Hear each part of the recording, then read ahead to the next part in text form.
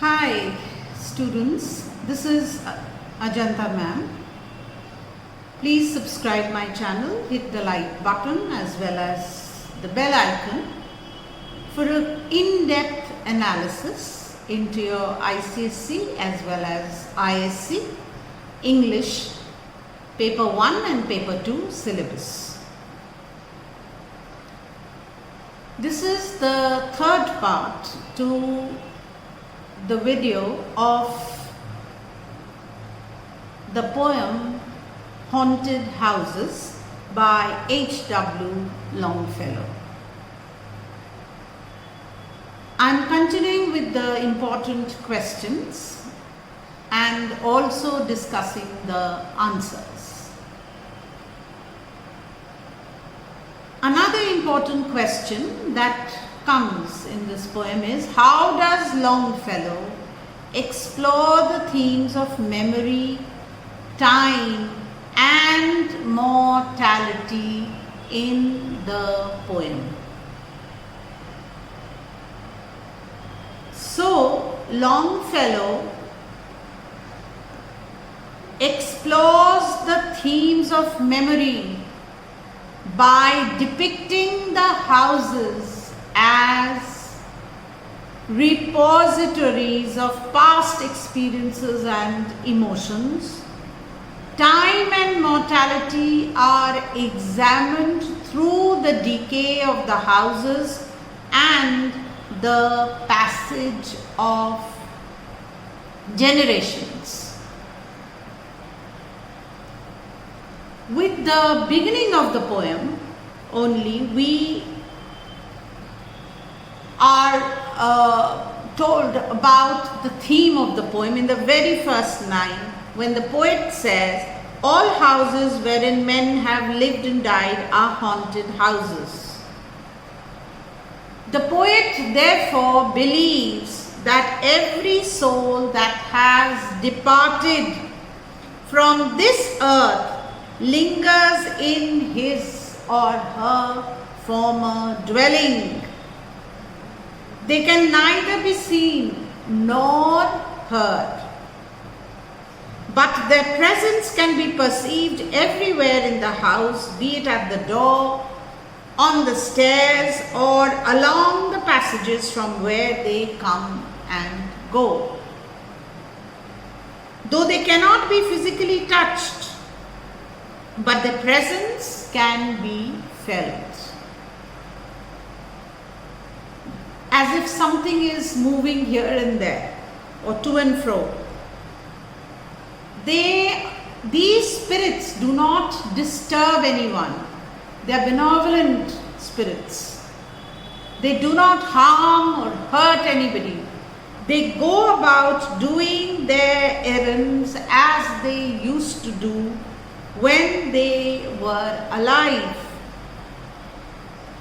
And the poet goes on to describe them as harmless and inoffensive.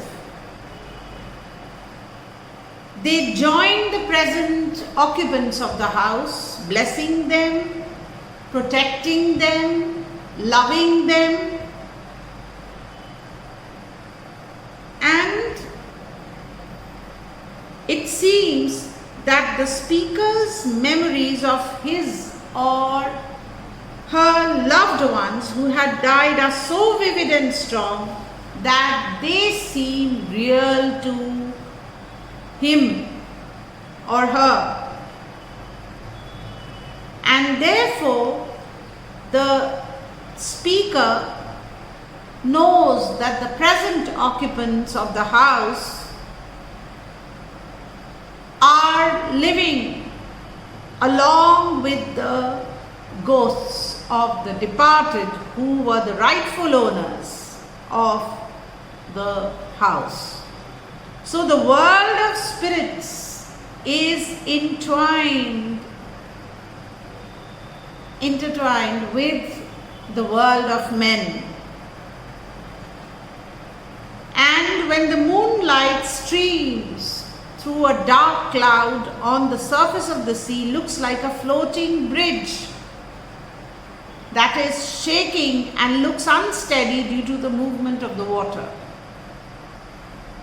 This bridge of light connects the light on earth to their departed loved ones. And this is the bridge that the spirits of the departed come to us in the form of memories and keep our thoughts of them, and they pull us out of despair and depression. When we are too much, when we are thinking about them, they bring us out of despair and depression. So these are benevolent spirits, and therefore the author explores in his poems the memory of these departed spirits by depicting the houses as repositories of the past experiences and emotions of time and mortality, which are examined through the decay of the houses and the passage of generations. These rightful owners are always there between the world of men and the world of spirits. Both have come together and they are always there with us. Now the next question is, what is the tone of the poem and how does it contribute to the overall effect? The tone of the poem can be called a reflective tone, but it has a strain of melancholy, or it can be said a melancholic poem, having a reflective tone, evoking a sense of, he's thinking so about his loved ones who are no longer there with him. So melancholic and reflective, evoking a sense of nostalgia and loss. It conveys a haunting atmosphere.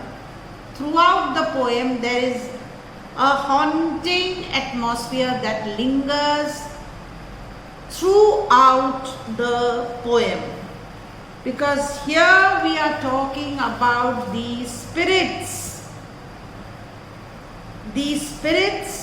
who share our houses with us, or they observe us, and sometimes they even join us in our day-to-day activities, like at the dining table or by the fireside. They glide, they throng, they float, and they waft. That is what the poet says. Wafts means pass, they pass gently as if they are floating. So they waft and they remain connected to the living. So Longfellow employs a lot of alliteration. What is alliteration? Alliteration is a close repetition of the consonant sounds. Here it is like our haunted houses, the H sound, haunted houses. Therefore it's an alliteration, repetition of consonant sounds. So he uses a lot of alliterations, metaphor and personification. Where does he use personification? Like, from the graves forgotten stretch their dusty hands. That is a personification. So, or this perpetual jar of earthly wants and aspirations high. This is also a personification that the poet uses. Then, and as the moon from some dark gate of cloud throws over the sea a floating bridge of light. This is also a personification. Thank you for watching.